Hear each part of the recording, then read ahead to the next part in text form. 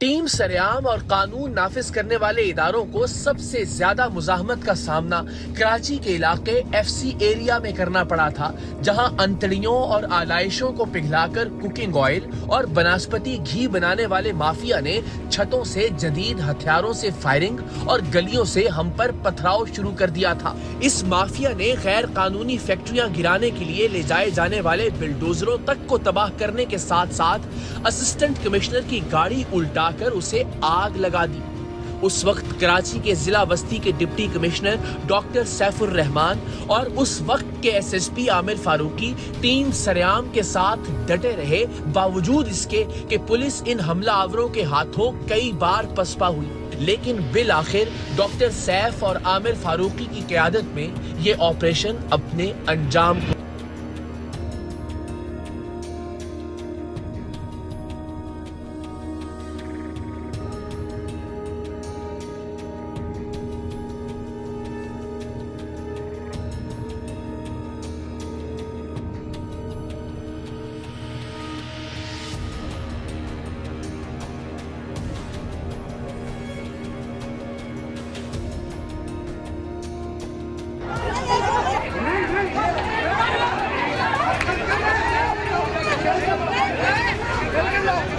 बोलो, पंजे से तेल नहीं निकलता है, पंजे से तेल नहीं निकलता है। कैसे नहीं निकलता? अंतरियों से क्या निकलता है? आप करवा रहे हो, आप करवा रहे हो, ये आप कर रहे हो, ये आप कर रहे हो, नहीं आप कर रहे हो, ये आप कर रहे हो। सही हो रहा है काम? नहीं, यहाँ सही हो रहा है, यहाँ जहाँ नहीं हो रहा वहाँ क्यों नहीं सही हो रहा है?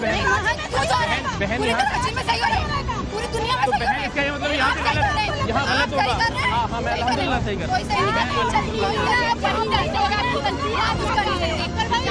आप क्या कर रहे हो बेटा?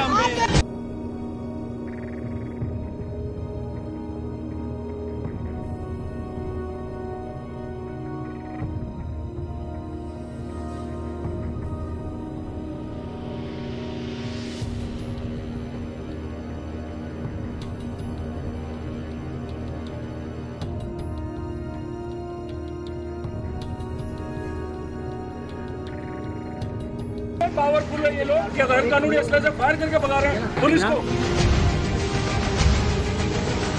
असिस्टेंट कमिश्नर साहब की गाड़ी है, उसका ये हाल किया इन लोगों ने।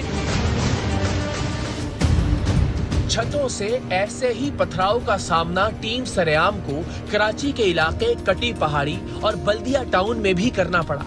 कटी पहाड़ी जो उन दिनों अपने खून आशाम वाकयात की बदौलत खौफ की अलामत समझी जाती थी, टीम सरेआम ने वहां एक ऐसे कारखाने का सुराग लगाया जो सिगरेट से लेकर मल्टाई नेशनल डिटर्जेंट तक, साबुन से लेकर शैम्पूज तक पाकिस्तान में मिलने वाले हर बड़े ब्रांड की कॉपी तैयार कर रहा था। पुलिस के हमरा जब टीम सरेआम ने इस कंपाउंड नुमा कारखाने पर छापा मारा तो पहाड़ी पर वाक़े मकानात से टीम सरेआम और पुलिस के एहलकारों पर पथराव के साथ साथ फायरिंग भी शुरू हो गई।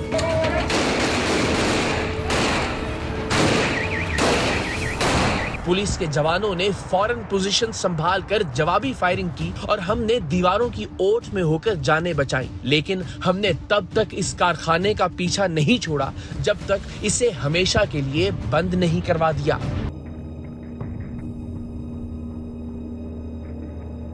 कराची के इलाके बल्दिया टाउन में भी टीम सरेआम को ऐसी ही सूरत हाल का सामना करना पड़ा जब हम जाली इंजन ऑयल बनाने वाले माफिया के खिलाफ कार्रवाई के लिए बल्दिया टाउन की उस गली में पहुंचे जहां हर दूसरा घर दरअसल घर नहीं बल्कि जाली इंजन ऑयल बनाने या पैक करने का कारखाना था। बस जैसे ही इनमें से एक कारखाने के खिलाफ कार्रवाई का आगाज हुआ, टीम सरेआम और पुलिस पर पथराव शुरू हो गया। कराची का इलाका है बल्दिया और यहाँ तकरीबन हर घर के अंदर ये काम हो रहा है।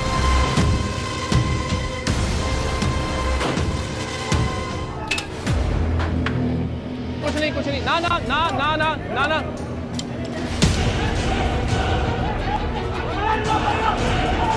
ये करना पड़ेगा हमें, खुद हमें मार खानी पड़ेगी।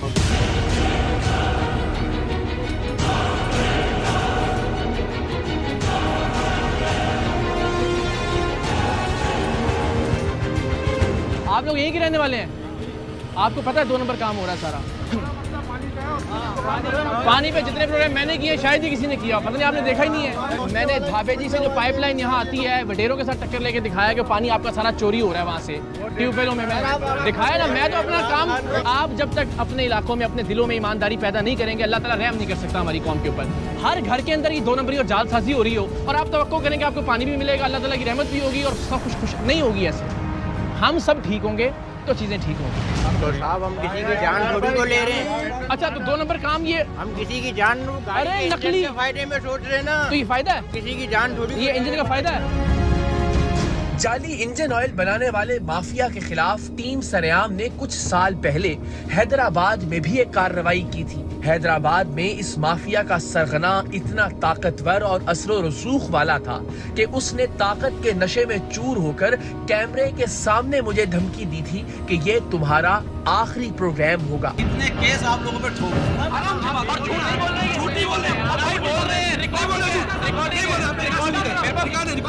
एक तरफ वो सीलें लग रही थी, जहाँ स्पीकर्स लगाए जा रहे थे, हर एक चीज की रिकॉर्डिंग।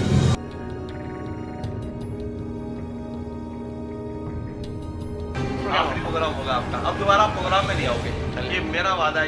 प्रोग्राम में आज आपका ये वादा है मेरा। सच की ताकत ये है कि आज ये शख्स शायद कहीं और छुप छुपाकर यही जाली और गंदे इंजन ऑयल का धंधा कर रहा हो, लेकिन प्रोग्राम सरेआम बरसरे आम जारी है। सच्चाई और हक नुमाई के इस रास्ते में हम धमकियों को अपने लिए एजाज समझते हुए और जख्मों को तमगों की तरह सजाते हुए आगे बढ़ते चले जा रहे हैं।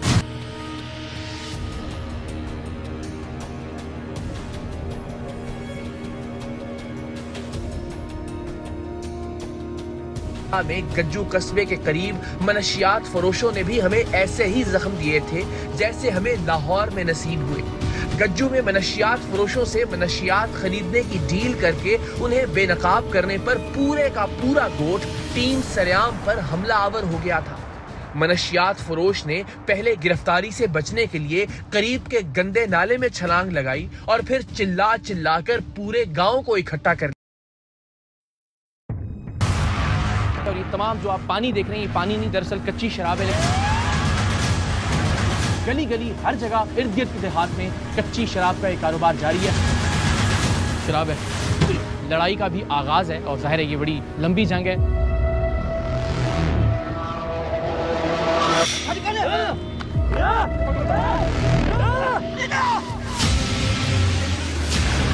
भाग जल्दी।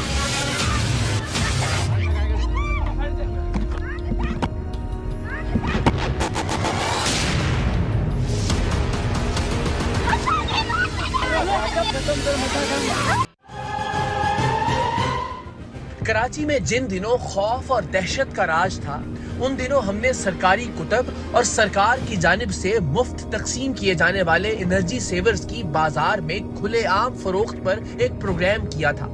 बच्चों को मुफ्त दी जाने वाली सरकारी कुतब और लोगों में मुफ्त तकसीम किए जाने वाले एनर्जी सेवर्स को कराची के अलकरम स्क्वायर पर स्टोर करके बाजार में बेचा जा रहा था। इस गैर कानूनी कारोबार के सरगना को डील करके रंगे हाथों पकड़ा तो यहाँ भी टीम सरेआम को शदीद मुजाहमत का सामना करना पड़ा था। हमें ऐसी ऐसी गालियों से नवाजा गया था कि खुदा की पनाह। और इस सारे हंगामे में ये लोग मरकजी मुलजिम को भी छुड़ा ले जाने में कामयाब हो गए थे।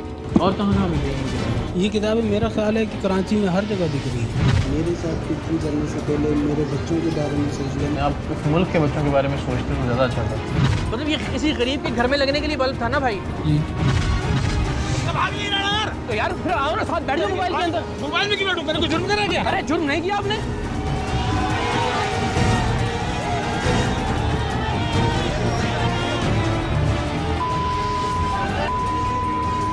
शर्म की बात है, बड़ी शर्म की बात है, बहुत शर्म की बात।